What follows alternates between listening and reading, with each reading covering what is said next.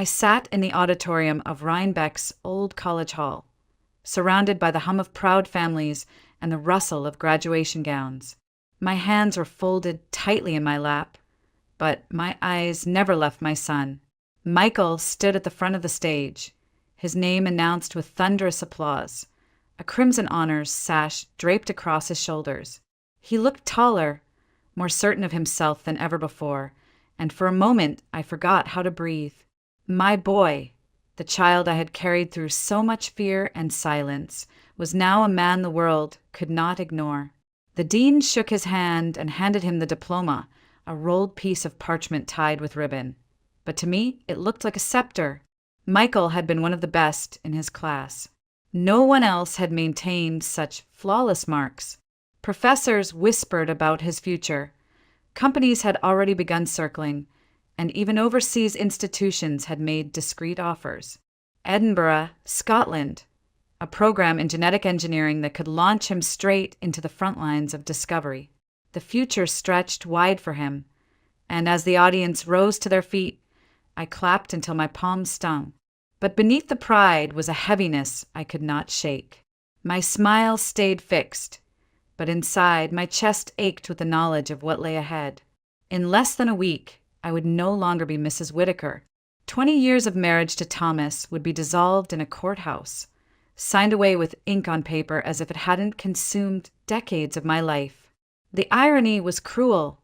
On the same week my son's life was beginning, mine was breaking apart. Thomas sat several rows behind me, stiff in his suit, arms crossed, his expression more of obligation than joy. He had never clapped as hard for Michael as I did. He had never looked at him with the tenderness I carried every day. To Thomas, Michael was not and never had been his son. He had tolerated him, coexisted with him, but acceptance had never come. I could feel his distance like a draft across my back even now, as though the gulf between us had widened into something impossible to cross. And yet, for 20 years, I had tried to build a bridge. I had convinced myself that if I worked harder, loved more fiercely, kept the house in order, kept our lives stitched together, Thomas might one day soften. But men like Thomas didn't change. His silences grew heavier, his absences longer, and eventually I learned the truth. Another family, another child, a secret life running parallel to ours. I should have been angry as I sat there, but instead there was only exhaustion, the kind of tired that seeps into your bones and whispers that it's time to stop fighting battles that cannot be won.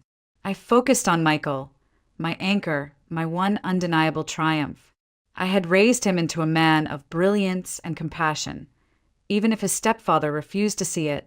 When the ceremony ended, people spilled into the courtyard outside, sunlight striking the red brick buildings, cameras flashing as families clustered for photographs. Michael came bounding toward me, diploma still in hand, cheeks flushed with joy. He wrapped his arms around me, and I held him so tightly I thought I might never let go. In that embrace, I found the strength to smile through the storm. But as I looked past his shoulder, I caught Thomas watching, his face unreadable, already detached from us. It was in that moment I understood. This chapter of my life was ending. A door was closing, but perhaps, just perhaps, another was waiting to be opened. And for the first time in years, I felt ready to walk through it. On nights like this, when silence pressed against me after the noise of celebration, memories of my past would return uninvited. I could still see him, as vividly as if he stood before me now, Daniel Brooks. My first love, my only love in many ways. He wasn't polished like the men I would meet later in life. He was fire and recklessness, laughter that rang through alleys, and a stubborn loyalty that drew me in long before I knew how dangerous it could be. I had been a naive girl, the kind who obeyed her parents, studied hard, and never thought to question the life planned out for her. Daniel was the opposite. He came from the streets, carried the scent of rebellion in his hair, and never asked for permission from anyone. With him, I felt alive, seen and cherished in a way I had never known. To love him was like standing too close to a bonfire. It could warm me, but it could also consume me whole. That night is seared into me. I had slipped away to meet him, and when a boy from a rival group cornered me behind the garages, I remember the panic clawing at my throat. Then Daniel appeared. He didn't hesitate. He didn't ask questions. He lunged at the boy, a hawk protecting its own. I saw the glint of a knife, heard the sickening crack when Daniel twisted his arm, and then there was only silence. The boy never stood up again. Daniel was just 18. They called it excessive self-defense, but the law didn't bend for boys from broken neighborhoods. Within weeks, he was sentenced, and the man who had once carried me on his back down the empty streets of our town was marched into a prison yard. I was left outside the gates, clutching my secret, the tiny flicker of life inside me. Pregnancy was not supposed to happen to girls like me. My parents were quiet, careful people. My father worked as an accountant, my mother in a kindergarten classroom. Respectability was their currency, and I knew this news would destroy them. So I hid it. I bound myself in tight clothes, skipped meals, studied until dawn to distract my mind from the nausea that never came. When I left for college exams, I carried my growing secret, like contraband, beneath my heart. Through it all, I wrote to Daniel. My letters poured out every detail of my days, my fear, my determination, my longing for him. His replies came rarely, scrawled in pencil on lined paper. They were brief, almost childlike. Count the days until I'm home. Protect our baby. Live for us both. He never spoke of prison life, never let me glimpse the darkness he was living through. He wanted to shield me, even from behind bars. And then, one day, the letter stopped. I learned the truth, not from him, but from a fellow inmate who had known him.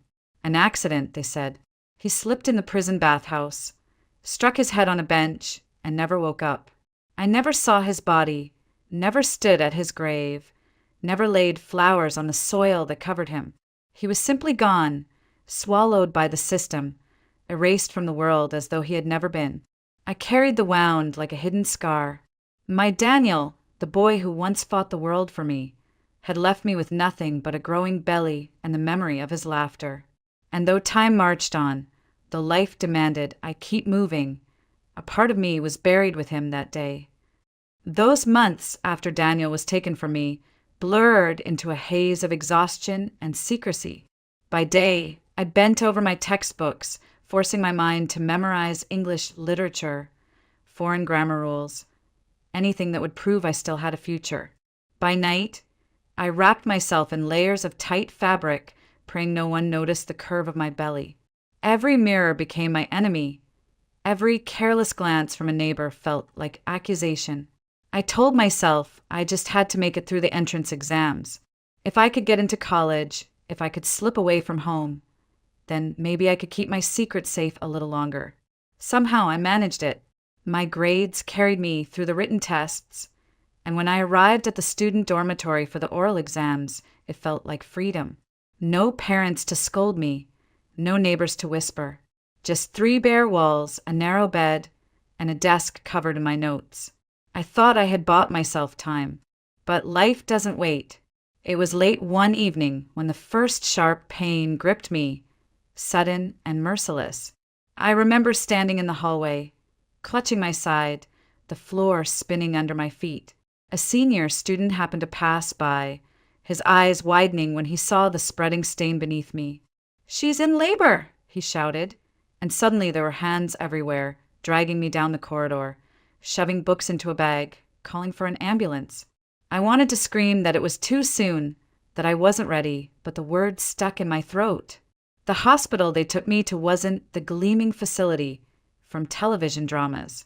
It was a crumbling building that smelled of bleach and stale soup, the kind of place that took in women like me, unwed, undocumented, unwanted. The walls were yellowed, the sheets rough, and the nurses barely glanced at me as they wheeled me down a dim corridor. They asked for papers I didn't have, for a family member I couldn't name. When I whispered, "There's no one," their faces tightened with practiced indifference. They placed me in a small ward with 2 beds. That was when I met her, Victoria Hayes. Even in the half-light, she was impossible to miss. Her hair, a thick golden mane tied carelessly back, framed a face that should have belonged on a magazine cover. But her eyes were hard, her posture careless, as if she had long stopped caring what anyone thought of her. When she smirked and introduced herself, it was with the kind of defiance I had never dared to own. She was everything I wasn't: wealthy, reckless, unafraid. A daughter of privilege sent here only because her pregnancy would embarrass her family. She told me so herself, her voice dripping with bitter amusement. They gave me a suitcase of cash and shoved me out the door, said to hide until the problem solved itself. She laughed at her own cruelty, but there was pain beneath it too. I, on the other hand, had nothing. No suitcase, no family blessing, not even a hand to hold. I lay there in that narrow bed, every contraction tearing through me, and realized I was more alone than I had ever been in my life. No mother stroking my hair, no father pacing the hall, no Daniel whispering that I could be strong. Just the hum of the failing fluorescent light, Victoria's sharp voice filling the silence, and my own fear pressing down on me like a stone. That night, as the storm inside my body grew stronger, I understood. Whatever child I brought into this world, I would have to face it alone. The night blurred into screams, sweat, and the raw tearing of pain. I had thought I was strong, that I could endure anything for the child inside me. But nothing prepares you for the reality of childbirth, least of all when you are 17, alone and terrified. When it was finally over, the room fell eerily quiet. I waited for the sound I had dreamed of for months, the sharp cry of my baby, but silence pressed against my ears. A nurse leaned over the small bundle, her expression grim. "He's not breathing," she murmured, and then everything around me collapsed. I remember begging, whispering through cracked lips, "Please, please, do something." But the nurse only shook her head. My baby boy, the child of my great love, was gone before he had even begun. They placed him in a cold bassinet at the far side of the room, and my heart split open. It was Victoria who broke the silence. She had delivered her son hours earlier, a pink, squirming boy who had wailed so loudly the entire ward must have heard. She leaned over her bed now, her golden hair a tangled mess, her eyes sharp despite her exhaustion. "Look at you," she said, her voice low and cutting. "You don't even have papers. No family waiting outside. No one to fight for you." I wanted to tell her to stop, but I had no voice left. She studied me, then glanced at the lifeless form of my baby across the room. And then, with a strange calm, she made an offer that would haunt me forever. "Take mine," she whispered. At first, I thought I hadn't heard correctly. She repeated it, slower this time, as if it were the most reasonable thing in the world. "Take my baby. He's healthy, loud, stubborn already. You'll leave here with him, and I'll sign the papers. My family will never know. They'll believe he died like yours did." I shook my head violently, tears spilling down my cheeks. "That's madness. I can't. You can," she cut me off. "You should. You wanted a future for your son. Don't waste it. Mine will never have one with me. I don't want him." Her voice cracked on the last words, but her eyes remained defiant. She looked around the ward, her voice barely audible. "No one's watching.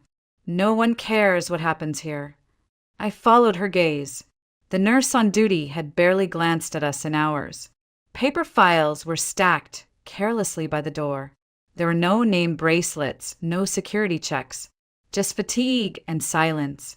It was as if this place existed outside the world. "If we do this," she whispered, "no one will stop us."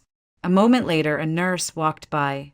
She saw us both, saw the two bassinets, and kept walking. Maybe she knew. Maybe she chose not to care. I would never know that I stared at her in disbelief. The very idea felt monstrous. My child, my Daniel's child, lay cold and still in a corner, while another breathed and cried just feet away. To switch them felt like a sin too heavy to survive. But the longer I looked at the tiny body that would never open its eyes, the more unbearable the thought of leaving empty-handed became. My chest heaved with guilt and longing. I pressed my fists into my eyes, whispering apologies to the boy I had lost, promising him that I would never forget him, never stop loving him. And then, with trembling hands, I reached for the child Victoria had brought into the world. His tiny fingers curled around mine, warm and alive. In that instant, something inside me broke and healed at the same time. Before dawn, under the indifferent gaze of weary nurses, Victoria and I quietly exchanged the bassinets. No one asked questions. No one noticed, or perhaps they chose not to. The paperwork was signed, and the newborn boy was recorded as mine. I signed the birth form with trembling hands. In every official record, he would be listed as mine. No trace of Victoria, no shadow of the truth. I named him Michael. For 20 years, I carried the secret like a stone chained to my heart. To the world, he was my son, and in every way that mattered, he was. I fed him, rocked him, taught him his first words, dried his tears, cheered at his triumphs. I loved him with a fierceness that defied bloodlines. But in the darkest hours of the night, I would remember the child who never drew breath, and the choice that bound me to a lie. And I wondered if he could ever forgive me. Life after Michael's birth became a blur of responsibilities. I was too young to be a mother, too broken to be a wife, yet life demanded both from me. It was during those fragile years that I met Thomas Whitaker. He was a firefighter, the kind of man people respected by default, tall, broad-shouldered, uniform crisp against his body, his presence steady and commanding. To a woman like me, scarred by grief and secrecy, his stability seemed like a promise. When he asked me to marry him, it wasn't with flowers or declarations of love. It was with the blunt assurance of a man who had weighed the facts and made a decision. "I won't ever love your boy like my own," he said one evening, his voice measured, almost clinical. "But I'll be there. I'll provide. I'll stand in the picture beside you." It was not the proposal a young woman dreams of. Yet I accepted, because what other choice did I have? I needed someone to steady the ground beneath my feet, someone to give Michael a semblance of family. I told myself that honesty was better than false hope, that perhaps over time, Thomas's heart might soften. But hearts do not change by will alone. Our marriage unfolded like a contract rather than a romance. We shared a home, meals, and the endless rhythm of daily chores. We tried for years to have a child together. We visited doctors, clinics, endured cold examinations, and whispered reassurances. "There's no reason you can't conceive," the specialists told us. But month after month, nothing came. The silence of empty cribs haunted me, while Thomas's patience thinned like smoke in the wind. In time, I discovered what I had dreaded but somehow expected. Thomas had built another life outside of ours. Another woman, another child, a second family running parallel to mine, as though ours were never enough. Strangely, I did not rage. My heart had been too numb for too long. Anger requires energy, and all my energy had gone into raising Michael. So I worked. I poured myself into tutoring, becoming the English instructor people whispered about in town, the one who could make children read Dickens in the original, the one who helped businessmen negotiate deals abroad. The money was never extravagant, but it was enough. Enough to buy Michael books, to send him on trips, to give him a childhood not marked by scarcity. As for Thomas, he remained a fixture more than a partner. We shared the same address, but not the same life. He never mistreated me outright, but neither did he care in the way a husband should. His affection was rationed, his words sparse, his presence shadowed by the knowledge that someone else held pieces of him I never could. 20 years passed this way. 2 decades of quiet endurance, of dinners eaten in silence, of birthdays marked by polite gestures instead of joy. To the outside world, we were stable, respectable. Inside, I felt like a guest in my own home, tethered by duty rather than devotion. And yet, through it all, there was Michael. His laughter filled the cracks in my heart, His achievements gave me reason to wake each morning. He was my redemption, my proof that love, no matter how complicated its origins, could endure. Looking back, I realize ours was never truly a marriage. It was a long negotiation, an arrangement stretched thin until it could stretch no longer. The courthouse in Rhinebeck was small, almost quaint compared to the grand halls I had seen in movies. But to me, it felt enormous, cavernous, as if its walls contained the weight of every broken promise. I walked through the doors alone. Michael had offered to come, but I shook my head. This wasn't his burden to carry. My son's life was just beginning. I would not drag him into the wreckage of mine. The courtroom was hushed, filled only with the shuffle of papers and the murmur of lawyers. I sat at one end of the table, hands clasped in my lap, while Thomas occupied the other side. He looked composed, as though this were a business negotiation and not the dismantling of 2 decades. His lawyer spoke first, laying out facts with the precision of a scalpel. Dates, signatures, assets. I had expected bitterness, of course. I had expected accusations, the usual chorus of blame that accompanies divorce. What I hadn't expected was the weapon Thomas had been keeping hidden all these years. The lawyer produced a deed, neat and official, stamped and notarized. The apartment where we had lived, the forum space where Michael had taken his first steps, where birthdays were celebrated and Christmas trees stood, did not belong to us at all. It had been purchased under Thomas's mother's name, not his own. Every corner, every wall I had scrubbed, every curtain I had sewn with my own hands, it was never mine. You have no claim to the property, the lawyer said flatly. It belongs to Mrs. Whitaker's mother. Upon dissolution of this marriage, Evelyn will have no legal right to remain there. The words struck harder than any blow. My vision blurred, my ears roared. That apartment wasn't just a roof. It was my history. It was where I had survived nights of doubt, where I had watched Michael grow, where I had held myself together through loneliness so profound it threatened to swallow me whole. And now, in the sterile air of the courtroom, it was snatched away with a line of legal text. I turned to Thomas, searching his face for any sign of hesitation, any flicker of remorse. But he only met my gaze with cold detachment. "You'll have a month," he said. "Pack your things and leave. Don't make this harder than it needs to be." Harder. The word stung, as if he hadn't already made every year a quiet battle, as if discarding me now was simply a matter of efficiency. The judge's gavel echoed like a coffin lid closing, and just like that, 20 years were reduced to nothing. No compensation, no apology, just emptiness. I wanted to speak, to defend myself, to shout that I had given my youth, my labor, my loyalty, and that those things were worth more than deeds and contracts. But the words tangled in my throat. To argue with him would have been like shouting at a stone wall.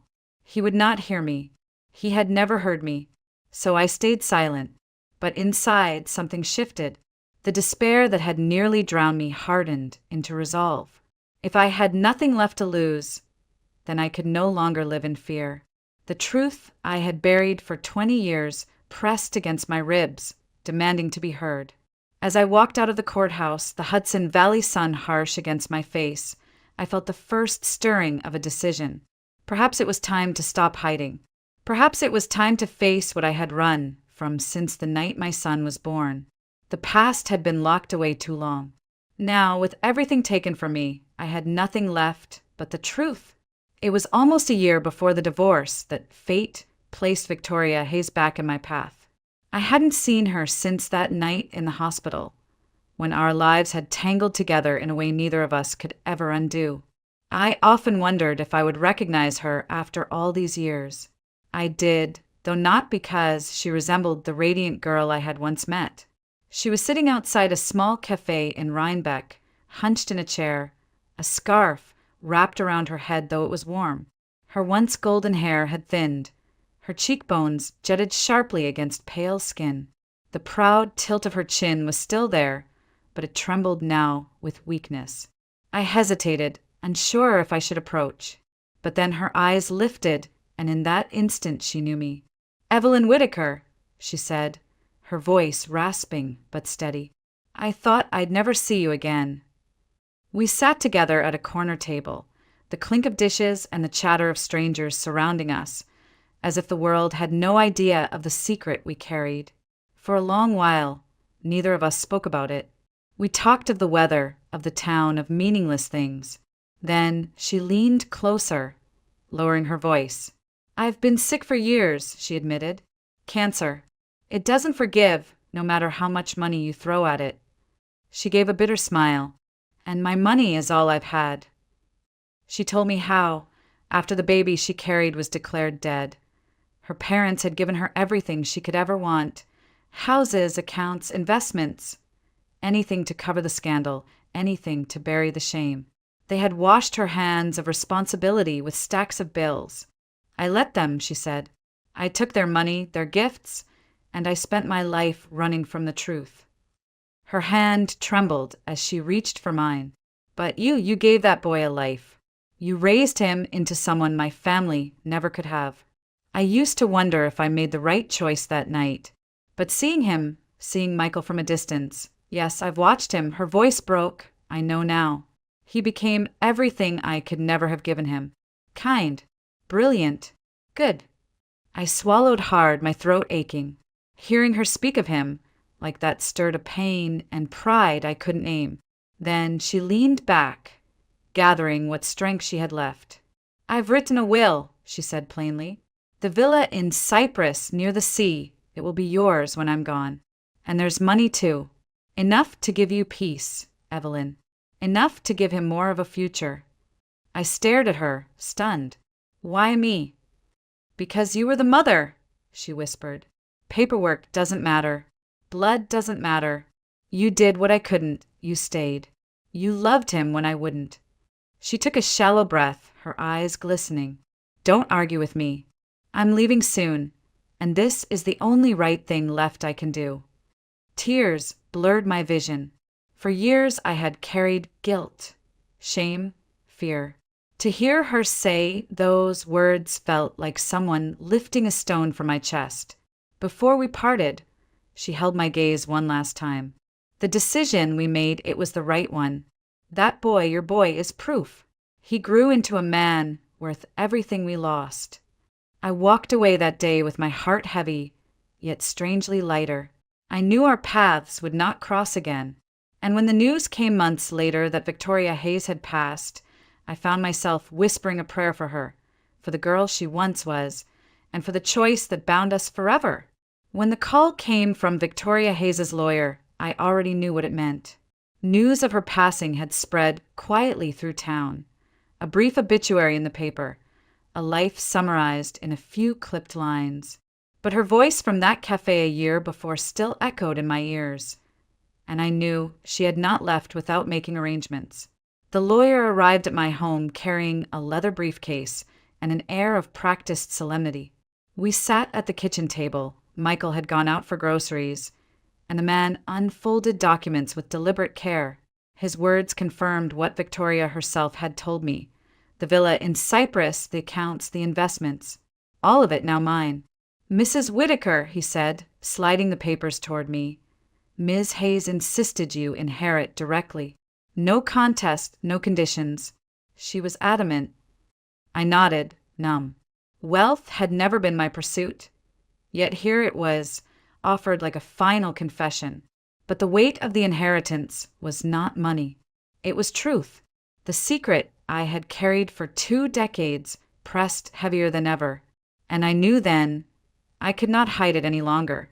That evening, Michael returned, his arms full of paper bags, his face flushed from the cold. He looked so much like Daniel in that moment, his dark hair falling into his eyes, the curve of his jaw, that my breath caught. I waited until the groceries were unpacked before I asked him to sit with me. "There's something you need to know," I began. My voice shook. "Something I should have told you long ago." He frowned, concerned. "Mom, what's wrong?" I told him everything. From the night in the hospital, the stillborn child, the offer Victoria had made, to the moment I carried him out of that building as my own. Every word felt like tearing a bandage from a wound that had never healed. I expected him to recoil, to hate me for the lie, to see me as a thief of the life that should have been his. When I finished, silence filled the room. He stared at me, his eyes wide, his hands clenched in his lap. I braced myself for anger, for rejection. My heart pounded so loudly I could barely hear my own breath. Then, slowly, Michael stood. He crossed the small space between us and knelt at my side. His arms wrapped around me, strong and unshaking. His voice was low, steady, unbreakable. "You're still my mother," he said. "You've always been my mother. Blood doesn't change that. You raised me. You loved me. That's all that matters." Tears spilled down my cheeks as I held him, sobbing into his shoulder. For 20 years, I had feared this moment, certain that the truth would destroy us. Instead, it became our salvation. The chain I had carried so long fell away, leaving me trembling but free. I whispered apologies, promises, words I had rehearsed in my mind 1,000 times. He only shook his head. "You don't owe me an apology, Mom. You gave me a life. You gave me love. That's more than anyone could ask for." In that embrace, I felt something deeper than forgiveness. I felt release. The secret no longer gnawed at my soul. My son had chosen me, not by birth, but by love. And I realized that was stronger than any tie of blood. For the first time in 2 decades, I could breathe without guilt. I could look at my son without the shadow of a lie between us. And in his eyes I saw not loss, but the beginning of something new. The months after Victoria's passing moved like a tide, carrying me into a life I never thought I would know. Michael had grown into a man with dreams of his own, and soon enough those dreams included Emily Carter, the bright-eyed girl who had stood by him through his studies, through the chaos of our family unraveling, through every moment of doubt. Their wedding was small, but beautiful. The ceremony took place in a chapel just outside Rhinebeck, sunlight streaming through stained glass windows. I watched Michael's hands tremble as he slid the ring onto Emily's finger, and I felt the fullness of every year I had raised him swell inside me. My son, who had once clutched my hand on his way to school, now stood as a husband, ready to build a life of his own. When Emily gave birth to their daughter months later, I held the baby in my arms and felt time collapse. Tiny fingers curled around mine, warm and insistent. I thought of the child I had lost in that dim hospital long ago, of the one I had taken in his place, and of the woman who had given me the chance to be a mother. Grief and joy mingled, but for the first time, joy outweighed the grief.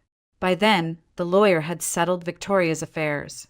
Papers were signed, accounts transferred, and soon Michael and Emily and I were standing before the whitewashed villa in Cyprus. It was perched on a hill above the sea. Shutters painted a pale blue, the scent of salt and jasmine heavy in the air. I had never seen anything so beautiful. We moved in together, 3 generations under one roof. The villa became alive with sound. Michael's laughter, Emily humming as she cooked, the baby's cries at dawn. The echo of emptiness that had followed me through years of silence and lovelessness was gone. Thomas never appeared again. There were no phone calls, no demands, no trace of him in our lives. For so long, his presence had loomed over me like a shadow, but now that shadow had lifted. In his absence, I found not bitterness but freedom. He had taken enough from me. I refused to let him take more. I walked the gardens at dusk, barefoot on the stone path, the sea stretching endless before me. Sometimes I would pause and close my eyes, listening to the waves and the faint laughter of my granddaughter drifting through the open windows. It was then that I realized I had finally come home, no longer bound by secrets, no longer trapped in a marriage that suffocated me. I was free to live as myself. I was Evelyn Whitaker, mother, grandmother, woman, and for the first time in decades I felt strong. Life had not been gentle. It had carved deep scars, forced impossible choices, stolen loves I could never replace. But it had also given me Michael, and through him, Emily, and now a child whose laughter filled the air like bells. This was my new beginning, a chapter written not with fear or silence, but with love. And for once, I was ready to live it fully. The villa in Cyprus soon became more than a house. It became a sanctuary, a place where laughter stitched together the torn fabric of my past. Days spilled into one another, bright with the cries of my granddaughter, the gentle rhythm of waves, and evenings spent watching Michael and Emily build the family I had once feared my son would never know. It was in this season of renewal that I first met Samuel Green. He arrived one afternoon for private English lessons, a recommendation from a friend in town. When I opened the door, I nearly lost my breath. His face bore the marks of hardship, scars etched across his skin like the aftermath of fire. But his eyes were what stopped me. They carried the same unguarded light Daniel's had carried all those years ago, fierce, searching, alive. At first, I kept my composure, ushering him inside, setting books on the table as if he were just another student. But as lessons went on, as we stumbled through Shakespeare and American idioms, something deeper stirred. His laughter came easily, rough but warm. His questions betrayed a mind eager to grow, to rebuild itself despite whatever battles had left him marked. And slowly, against my will, the walls I had built began to soften. One evening, after class, he lingered at the doorway. "You look at me," he said quietly, "as if you've seen me before." I didn't deny it. "Your eyes remind me of someone I once loved." He nodded, as though he understood without needing details. And in that silence, I felt a thread pull taut between us, fragile yet undeniable. I didn't fall in love the way I had with Daniel, in a rush of recklessness and fire. With Samuel, it was different. It was slower, steadier, like the tide that rises unnoticed until suddenly it surrounds you. He didn't erase the pain of my past, but he didn't need to. He simply stood beside me, and somehow that was enough. Meanwhile, life in the villa unfolded like a dream I had never dared to imagine. Michael thrived in his work. Emily glowed with the calm confidence of motherhood, and their little girl toddled across the courtyard, her laughter ringing like bells. At family dinners, we crowded around the long wooden table, plates full, voices loud. For the first time, I felt surrounded not by absence, but by abundance. Sometimes I would catch Samuel watching us from the terrace, his eyes soft, his lips curved in a smile that seemed to ask if he might belong too. And when he finally joined us one evening, taking the empty chair beside me, my heart knew the answer. It struck me then how life had come full circle. I had lost Daniel, but in Samuel's eyes, I glimpsed the chance to love again, not by replacing the past, but by honoring it. I had carried secrets that nearly destroyed me, but now I was free to live openly without shame. As I tucked my granddaughter into bed one night, she clutched my hand and whispered, "Grandma, don't leave." I kissed her forehead and promised, "I'm not going anywhere." And for once, I believed it. I often think back to the girl I was at 17, the frightened child, alone in a hospital bed, convinced her life had ended before it began. If I could reach across time, I would tell her what I know now, that survival is only the beginning, that love can return in unexpected forms, and that family is not bound by blood, but by the courage to choose one another. At 40, I once thought my story was finished. But here, surrounded by love, by laughter, by the promise of a second chance, I understood the truth. Life was not ending. It was only just beginning. I still remember the chill that morning carried when I made the decision to step into a life that felt far bigger than me. I had been on edge all night, pacing my tiny apartment, wondering if I had finally reached the moment when things could change or fall apart completely. My phone call with Jonathan Reeves had been brief, almost clinical. 3 months. No days off. "You'll live on the estate and care for my daughter full-time. We'll handle everything else." His voice was deep, steady, but there was something behind it, a weight that no wealth could erase. He had said my pay would equal a year of work anywhere else. And for someone like me, that wasn't just an offer. It was survival. My name is Claire Donovan. I'm 29 years old, a licensed child therapist specializing in autism spectrum disorders. On paper, that sounds stable, maybe even admirable. But the truth? My life had felt anything but stable. I grew up in the system, shuffled between foster homes after my parents died in a car accident when I was 9. The kind of childhood where birthdays were just another day, where trust was something you built alone because no one stayed long enough to earn it. I learned early on to be self-reliant, to protect myself from disappointments by keeping people at a safe distance.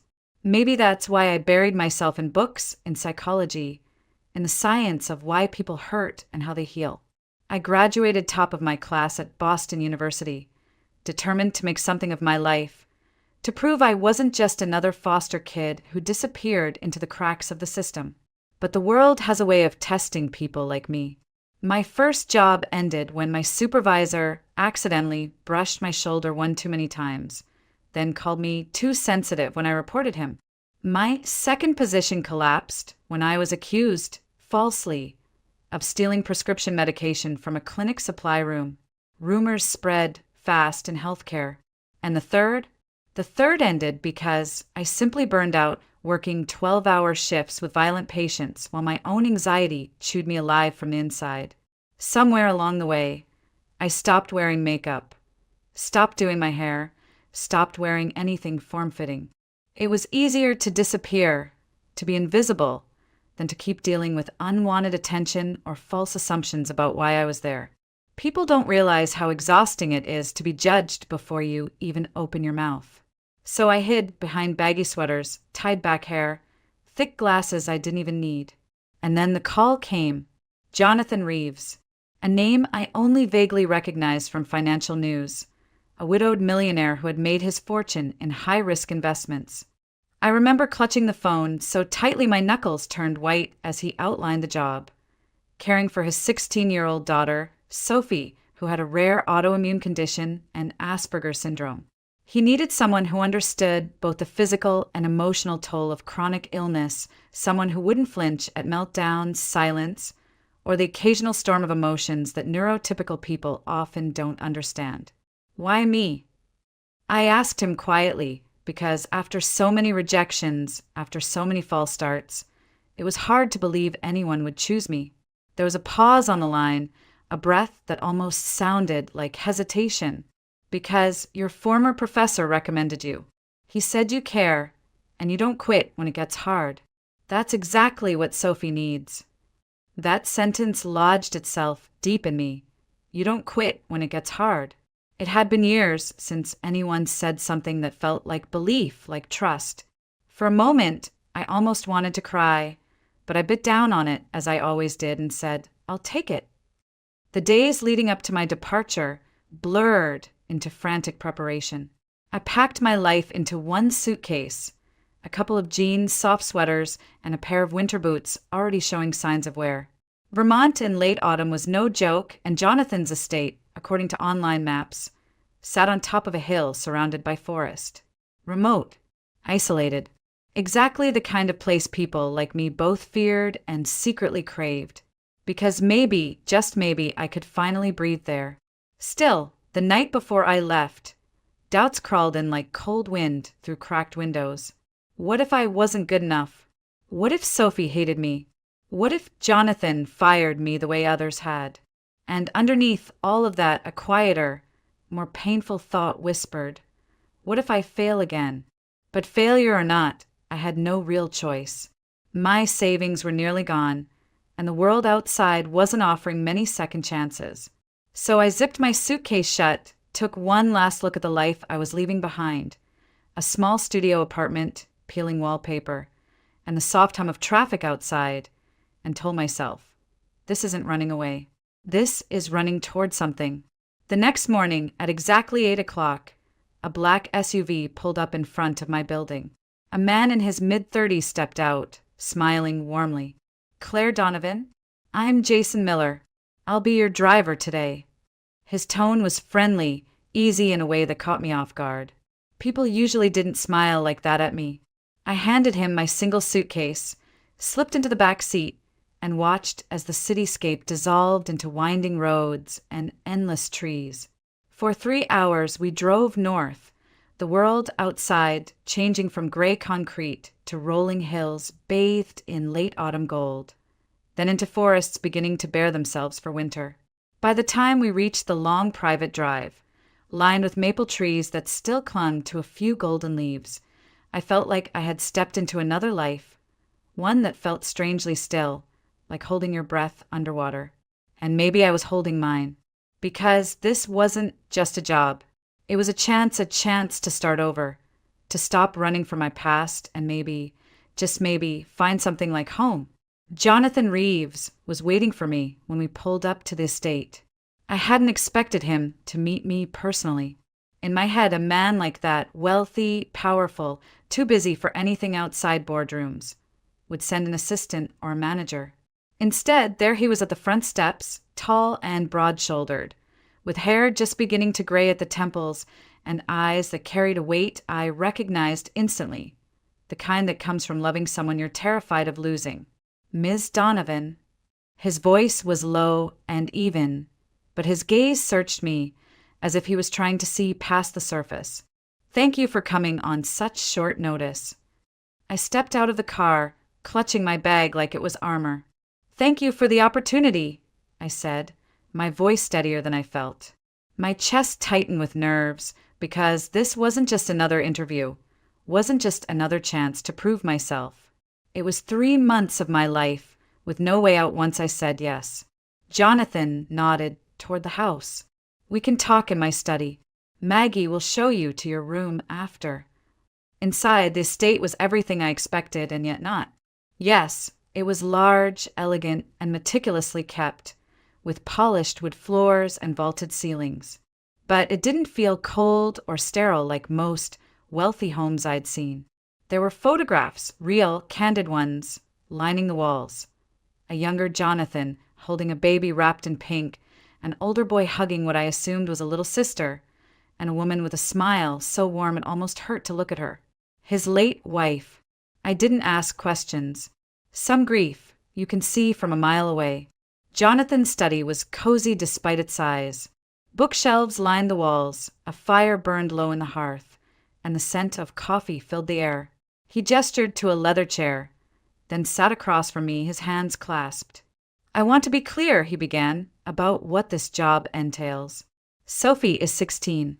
She has a rare autoimmune disorder that makes her tired and fragile. On top of that, she's on the autism spectrum, high-functioning but very withdrawn. She doesn't connect with people easily, hasn't for years. His eyes flicked toward a photo on the desk, a girl with pale blonde hair and solemn eyes. Your role isn't to fix her. That's not possible. Your role is to be present, to support her, and if possible, to give her moments of joy. He paused, the muscles in his jaw tightening.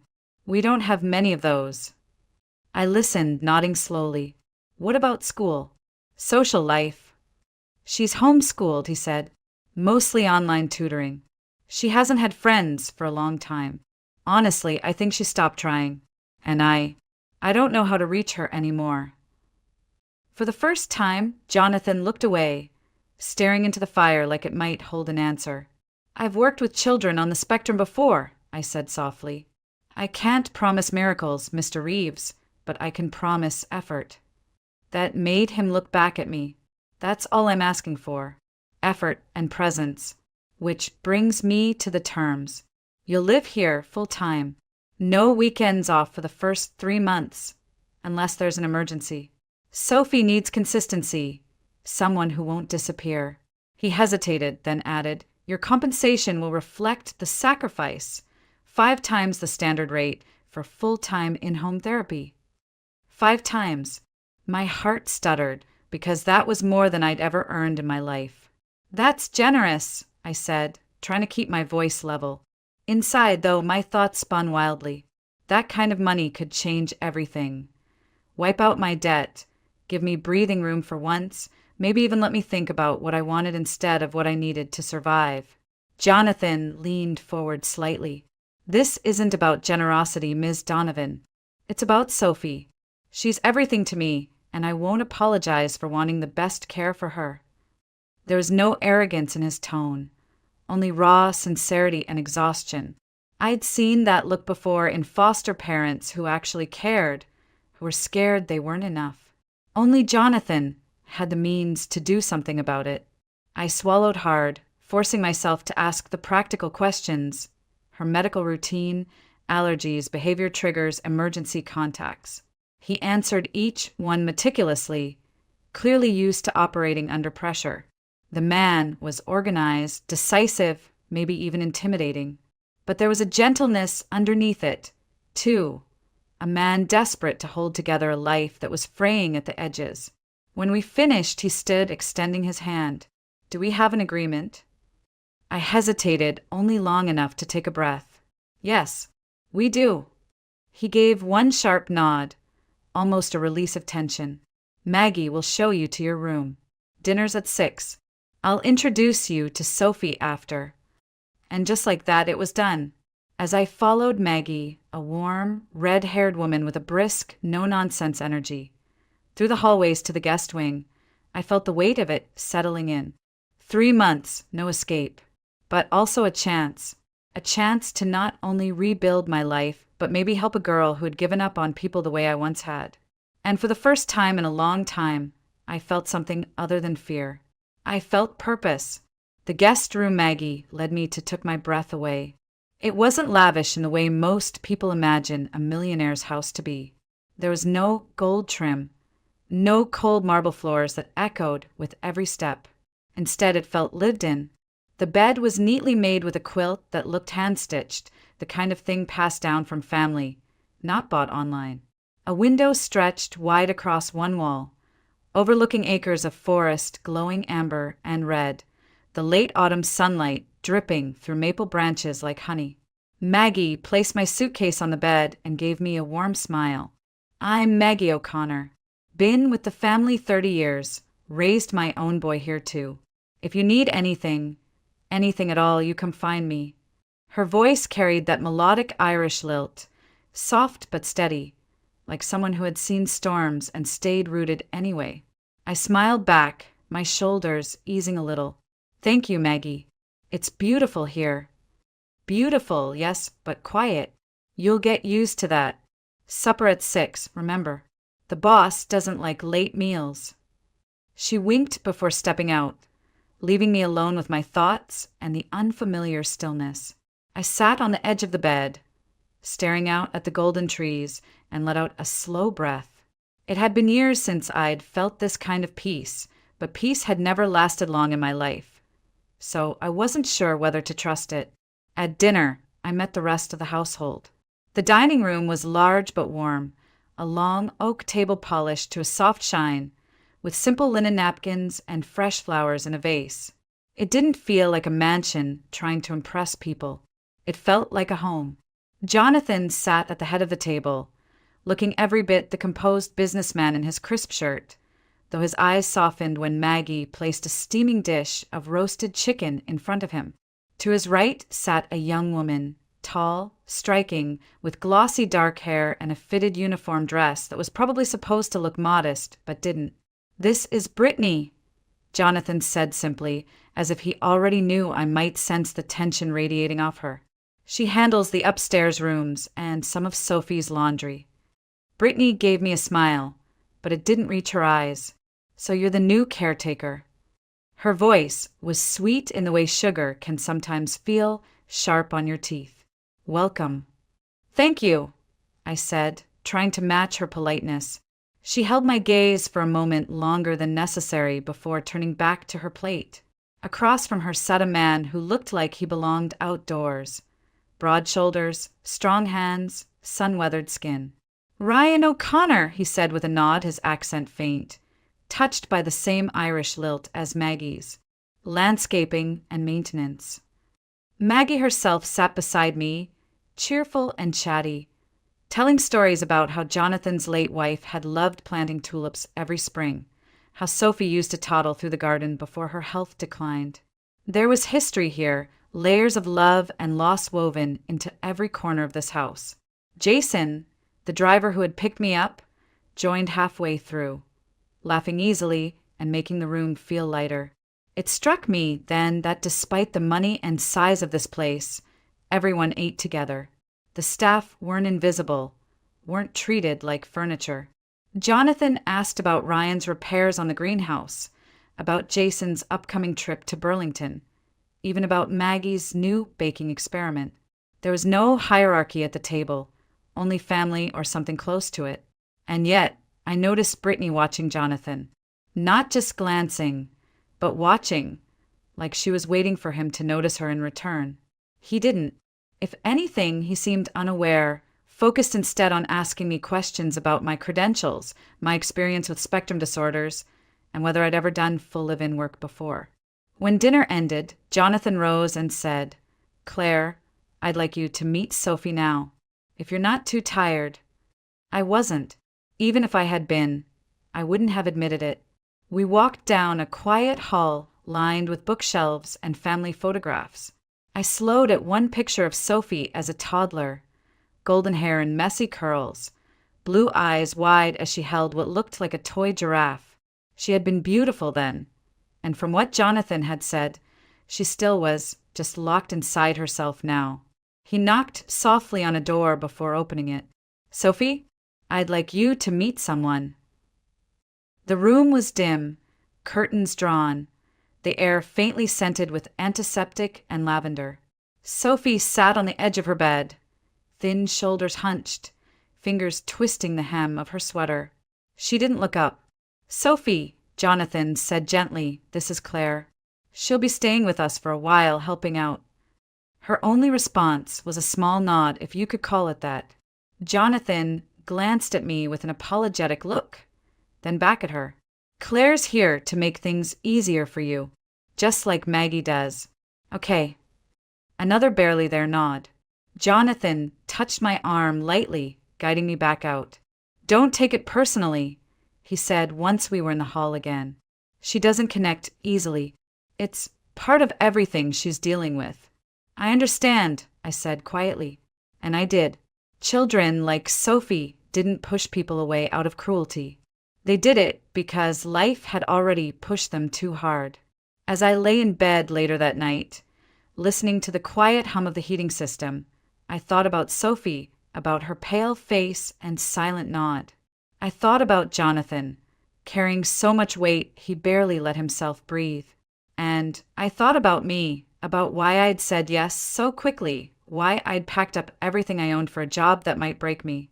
But somewhere inside, maybe for the first time in years, I felt a flicker of hope. The next morning, Jonathan asked me to meet him in his study before I started the day with Sophie. He was already there when I walked in, leaning against the edge of his desk, hands clasped loosely in front of him. The light from the tall windows cut across his face, making the lines around his eyes seem sharper, older than his years. "Claire," he said, motioning for me to sit. "Before you settle in, I need to tell you about Sophie. Not the clinical file, the truth." I nodded, folding my hands in my lap, bracing myself for the kind of story that doesn't come with easy endings. "She was our miracle baby," Jonathan began quietly. "My wife, Catherine, and I tried for years to have a second child. We already had Daniel, but she wanted a little girl so badly. When she finally got pregnant, it should have been the happiest time of our lives, but it wasn't." He paused, his jaw tight. The pregnancy was hard. Catherine had a heart condition that worsened under the strain, but she wouldn't terminate. She wanted Sophie, said she'd fight for her. His voice lowered. She gave birth and never came home. Heart failure. 1 week after Sophie was born, I buried my wife. The room went so still that I could hear the faint tick of the old grandfather clock in the hall. I wanted to say something, anything, but the words caught in my throat. Jonathan continued. "Sophie was fragile from the start. We later learned she had a rare autoimmune disorder. Her body attacks itself, Claire, like it can't tell friend from foe. It leaves her tired, weak, and vulnerable to even simple colds. And then, as she grew, there was more. She wasn't engaging, wasn't looking at us, wasn't responding to her name. By the time she was 3, the doctors diagnosed her with Asperger's syndrome. She's brilliant in some ways, but the world is overwhelming for her. He walked to the window, staring out at the frost-tipped trees. For a while, it was manageable. She responded to structured therapy, to routines. She even smiled sometimes. But when puberty hit, her health nosedived. She barely speaks now. She hasn't smiled in over 2 years. And the truth is, I'm losing her, piece by piece, day by day. There was so much weight in his words that I almost felt it press against my chest. "Jonathan," I said softly, "I can't promise to fix that. I don't have magic." He turned, meeting my eyes. "I don't want magic. I just want someone who won't give up on her. Someone who can give her a reason, however small, to want to stay connected." His hands tightened into fists and then released. "We've tried everything else. You're my last hope before His voice trailed off, heavy with the unsaid. I understood what he wasn't saying. Before he accepts there's nothing left to be done. "What about school?"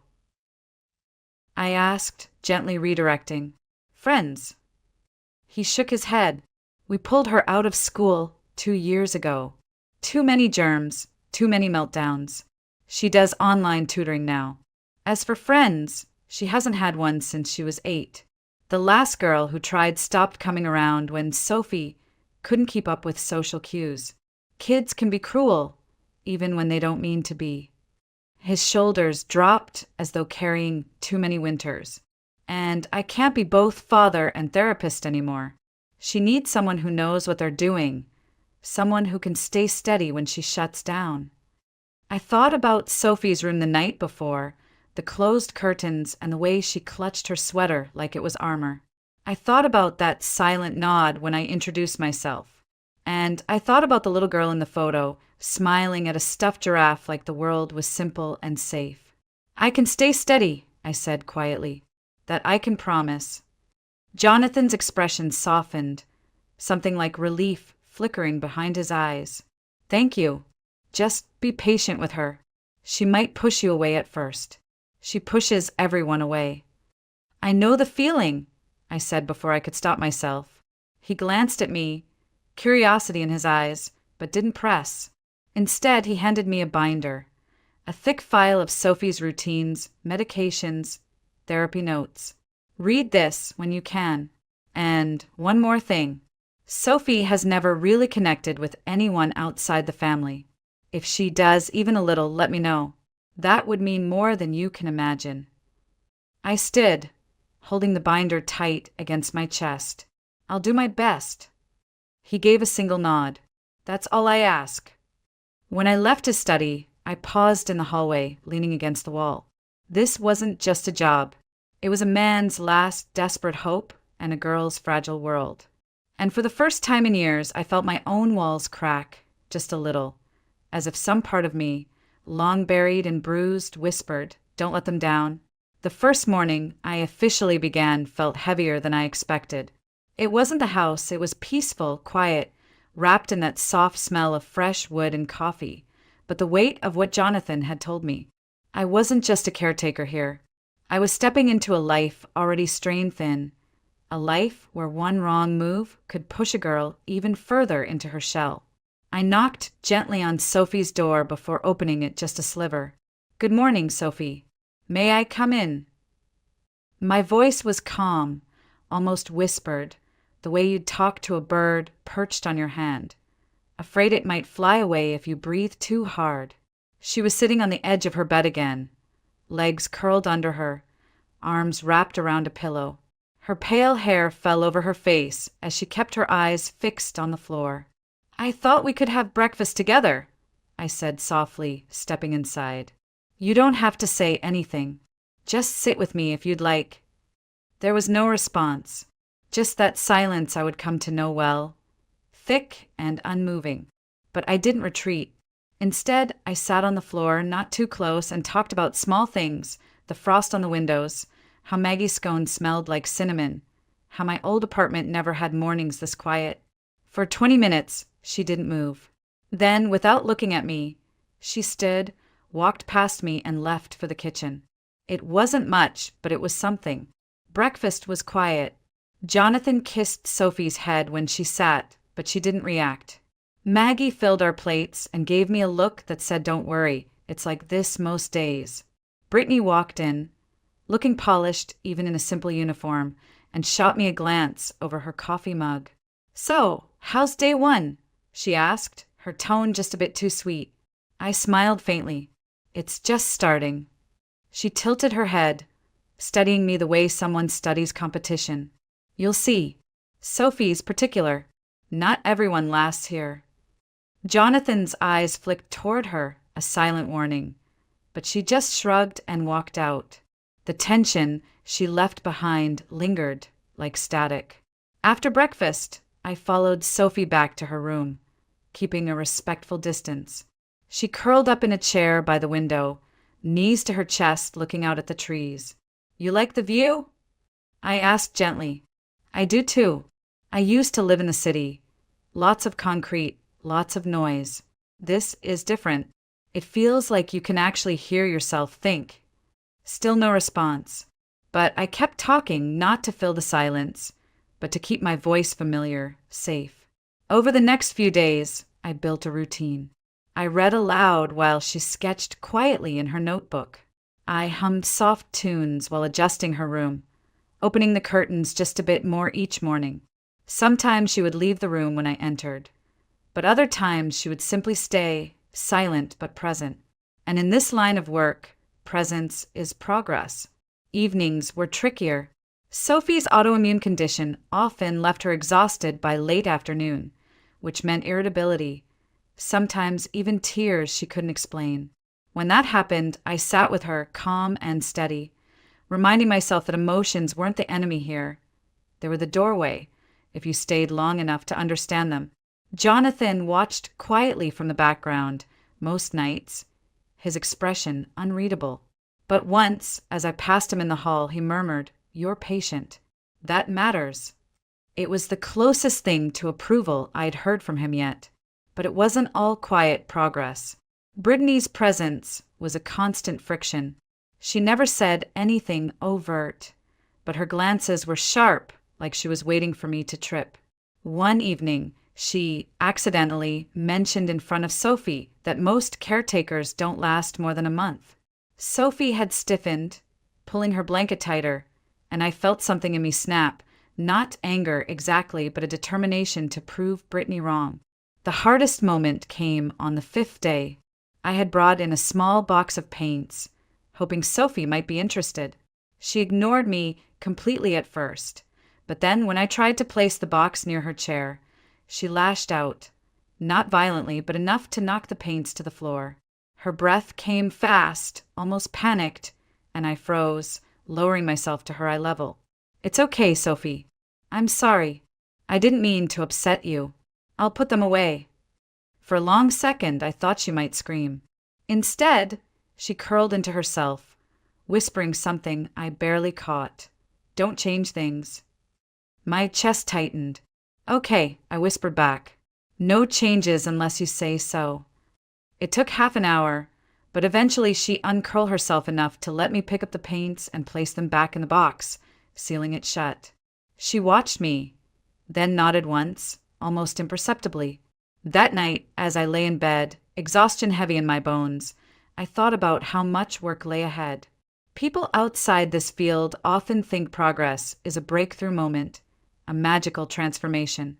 But the truth is, progress is built on tiny moments, a shared breakfast, a silent nod, a whispered request, not to change things. And I decided, right then, I wasn't going anywhere. Not for Brittany, not for fear, not even for my own doubts. Sophie deserved someone who stayed, and for the first time in a long time, I wanted to be that person. By the second week, I could feel Sophie's walls. Not just see them, but feel them, invisible barriers built carefully over years of retreat. She rarely spoke, rarely looked at me directly, but she listened. I knew she did because when I told small stories from my childhood, about my foster homes, about the feeling of being different. Her hands would still, her breathing slow. It was subtle, but I'd been in this field long enough to recognize when someone was listening even if they couldn't respond. Still, something was missing. Connection needs an anchor. And sometimes when words fail, that anchor has to be something or someone else entirely. One evening, as I sat with Jonathan in the kitchen reviewing Sophie's therapy notes, I said, "Have you ever thought about a therapy animal? A dog specifically. It could help her regulate stress and give her a companion she doesn't feel pressured by." Jonathan looked doubtful. "A dog?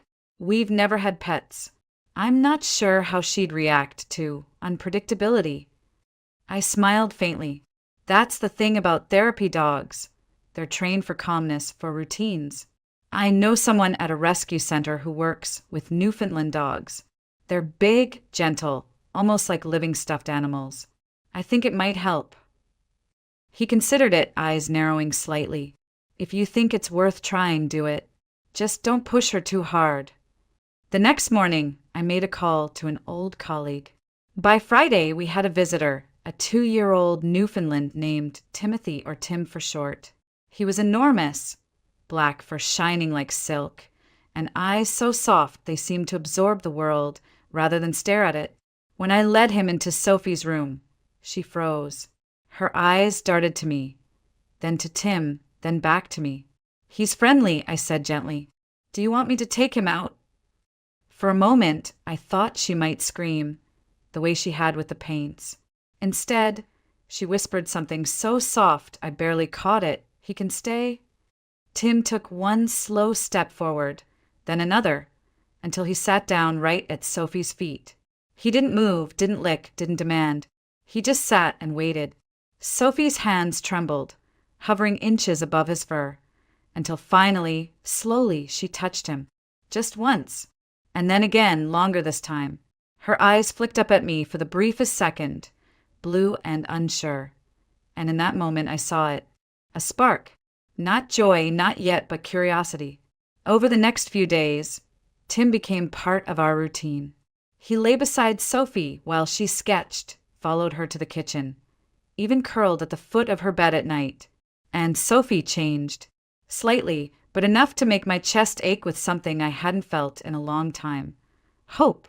She started whispering to him when she thought no one was listening, short phrases like "good boy" or "stay." One morning, I found her sitting cross-legged on the floor, brushing his coat with a focus so intense she didn't notice me in the doorway. When she finally did, she blinked at me and said quietly, "He likes it." I nearly froze. It was the longest sentence she'd spoken to me. I smiled. "He does. And he likes you."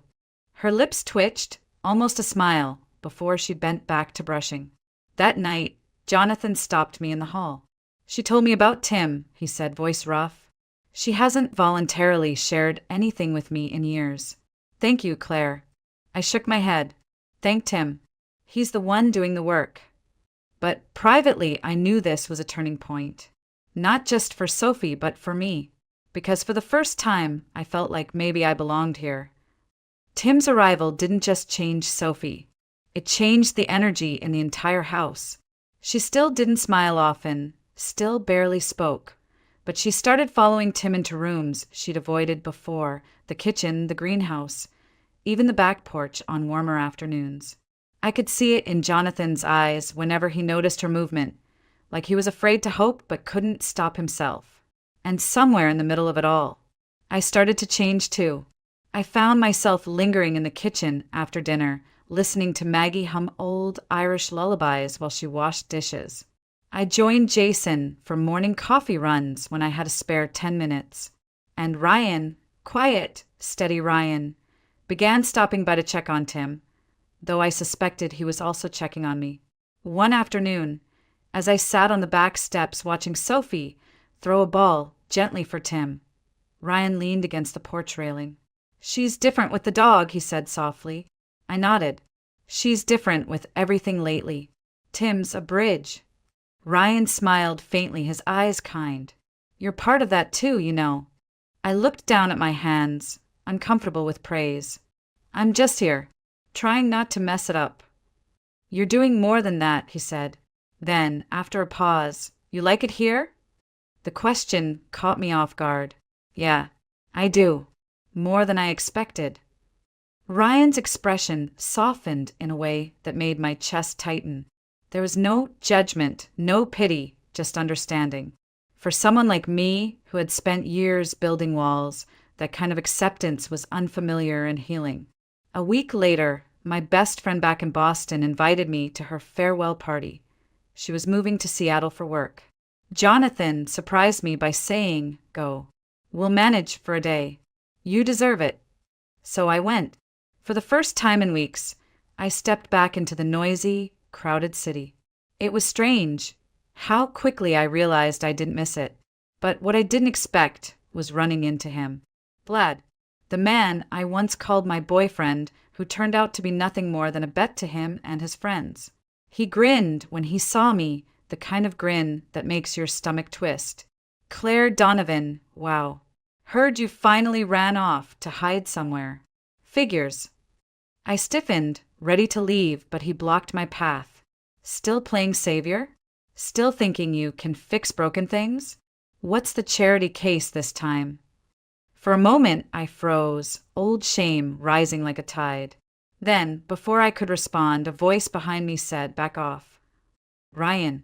I don't even know how he happened to be there. Later, he told me he had a supply run in the city. But in that moment, all I knew was relief. Vlad muttered something under his breath and walked away, clearly deciding Ryan wasn't worth the fight. "You okay?" Ryan asked, his voice gentle. I nodded, though my throat tightened. "Yeah, just ghosts I didn't expect to see." He studied me for a moment. "You don't owe them anything, especially not your silence." Something about those words broke through the old fear I'd carried for years. "Thank you, Ryan," I whispered. The rest of the night was quiet. Ryan didn't push me to talk about it, didn't pry. He just stayed nearby, a steady presence. The kind of presence I didn't know I needed until then. When we returned to Vermont the next day, Sophie surprised me by waiting near the door, Tim at her side. "You came back," she said softly, eyes on the floor but voice clear. "Yes," I said, smiling. "I promised I would." Her lips moved, hesitant, almost trembling, and for the first time she smiled. A small one, quick and fleeting, but it was there. Jonathan, standing behind her, froze. His hand gripped the doorway as if he couldn't believe what he'd just seen. For a second, no one spoke, until Maggie whispered from the kitchen, "Well, I'll be." And just like that, everything shifted. It wasn't full healing, not yet, but it was the beginning. When we got back to the Reeves estate, the sky was a soft gray, heavy with the promise of snow. Vermont winters come quietly at first, like the world is holding its breath. That evening felt like that, quiet, fragile, like one wrong word could shatter it. Sophie was different now. That small smile she'd given me at the door kept echoing in my mind, like an unexpected melody I didn't know I'd been waiting for. She didn't retreat to her room that night. Instead, she sat at the kitchen table with Tim curled at her feet, sketching while Maggie made soup. Jonathan watched her from the doorway, hands in his pockets, a strange look on his face. Hope, fear, something unnameable. He glanced at me. "What did you do out there?" "Nothing magical," I said softly. "I just came back like I promised." He exhaled slowly and nodded. Sometimes that's all it takes. The days after that were different. Sophie still had her moments, long silences, days when fatigue wrapped around her like a fog, but there was a shift. She sought me out now, even if only to sit in the same room. Sometimes she'd ask simple questions about Tim, or about how the snowplows worked on the long driveway.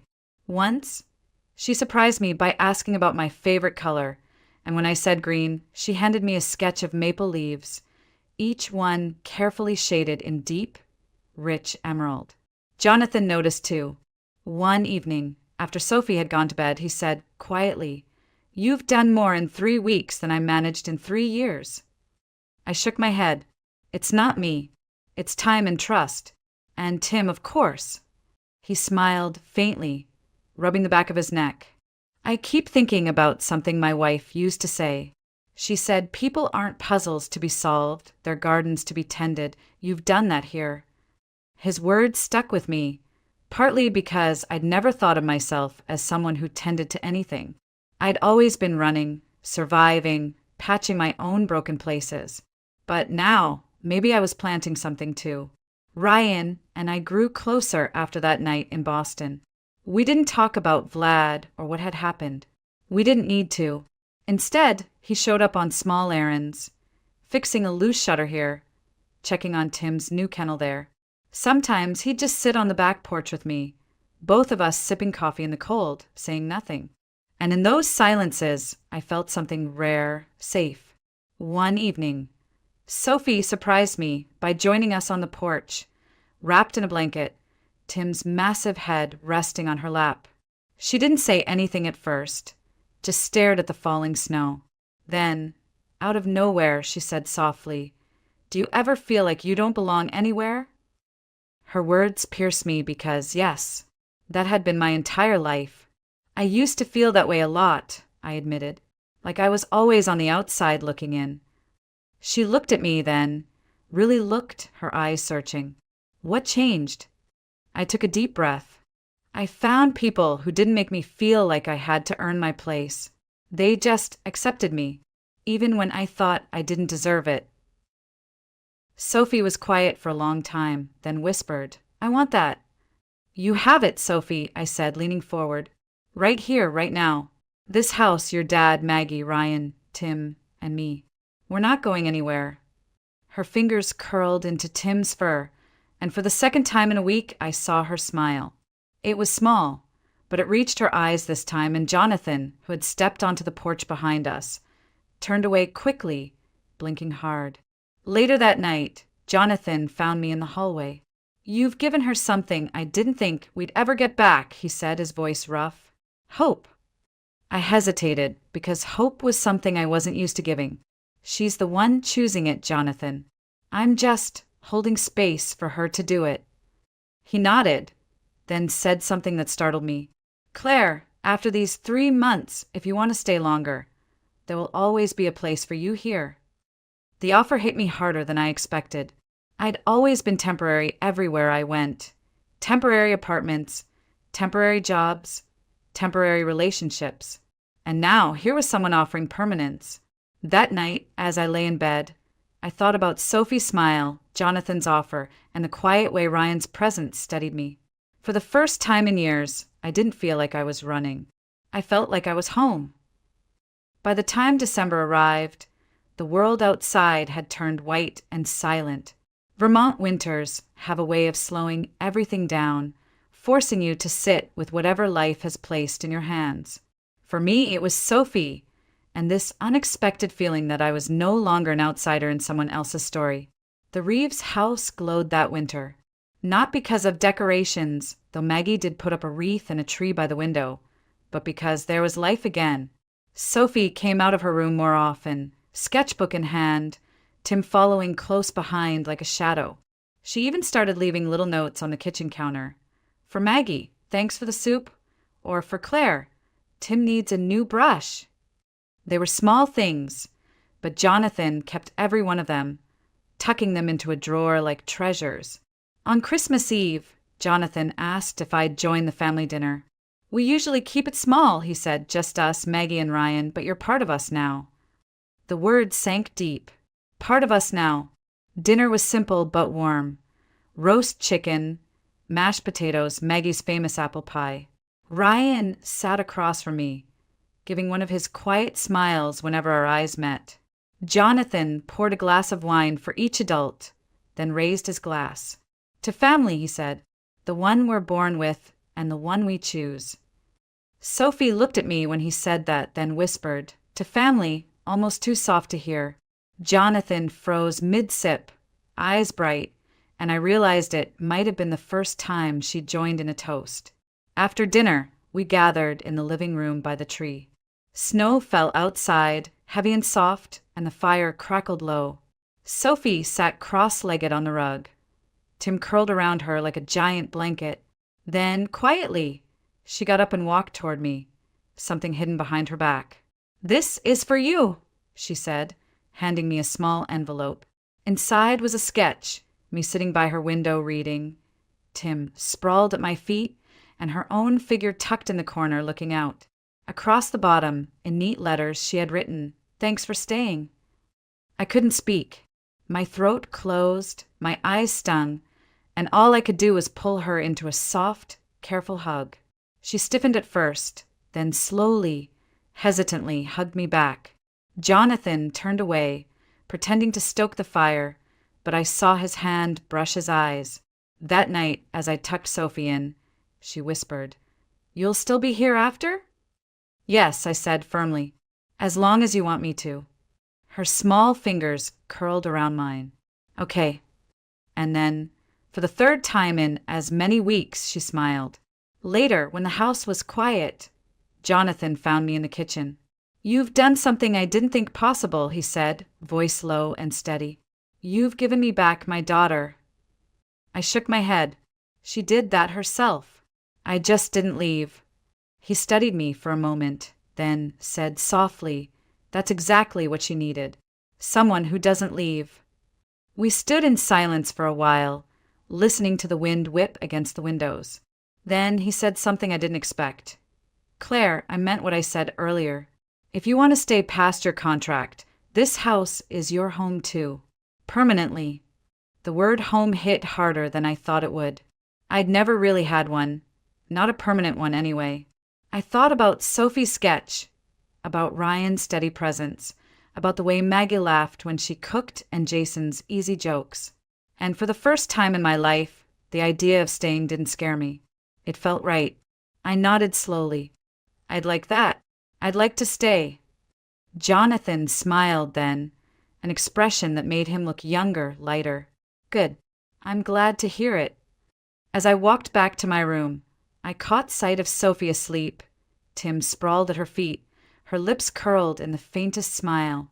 And I realized something I hadn't felt in years: peace. Not the fragile kind that feels like it will break with one wrong move, but the deep, steady kind that comes when you finally stop running. Sometimes healing isn't about grand gestures or miraculous changes. Sometimes it's about staying, showing up, choosing to hold someone's hand when the rest of the world lets go. That winter, in a house on a Vermont hill, surrounded by snow and silence and unexpected laughter, I finally found my place, my home, my family. And in that moment, I knew I wasn't just helping Sophie heal. She was helping me too.